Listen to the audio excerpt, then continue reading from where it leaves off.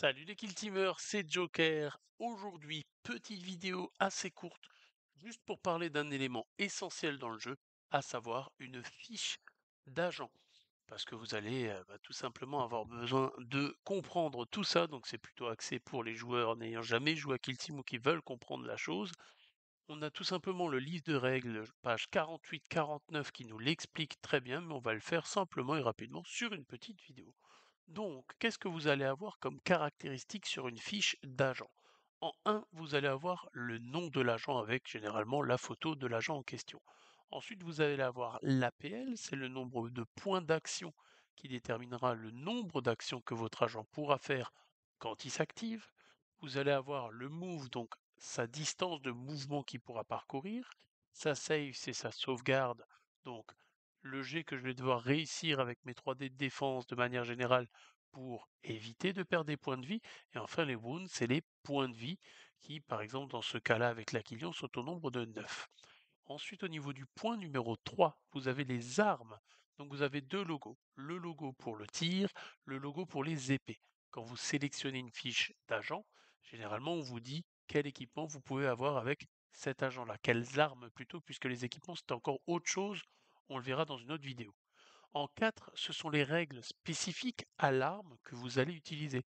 Par exemple, le pistolet radiant laser, 4 attaques à 3+, qui font 3 dégâts en normaux, 4 en critique si vous faites un 6. Il a comme règle spéciale portée 8 pouces, donc vous ne pourrez pas l'utiliser pour tirer au-delà de 8 pouces de portée. En 5 en dessous, vous allez avoir les capacités spéciales de l'agent en question. Donc là, on va pas aller dessus dans le détail, mais bon, ça va être des actions spécifiques ou des précisions sur l'agent en question. Et en 6 tout en bas, vous allez avoir Aquilion Tempestus Imperium Leader, c'est simplement les mots-clés qui concernent la fiche de question en question. Par exemple, vous allez avoir des stratagèmes qui vont dire les agents Aquilion du Tempestus en marqué, c'est pour désigner que effectivement cette fiche d'agent par exemple fait partie de cela. Et enfin, tout en bas à droite, on a une info qui n'y avait pas dans les autres versions, c'est-à-dire la taille du socle de la figurine. Donc dans ce cas-là, c'est une taille de socle de 28 mm. Vous voyez la fiche d'agent donc en double face pour avoir quelque chose de plus compact. Et ce que je viens de vous décrire, vous allez le retrouver là en bas, donc les différentes caractéristiques.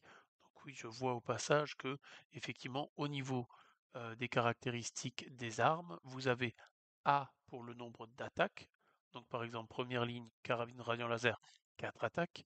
Le T pour le 3+, c'est pour la capacité de tir, ça veut dire que je dois faire un 3 ou plus sur mon jet de dés, la caractéristique de dégâts et enfin les règles qu'on a vues juste avant. Donc voilà, petite vidéo rapide, courte, mais au moins on aborde une fiche d'agent.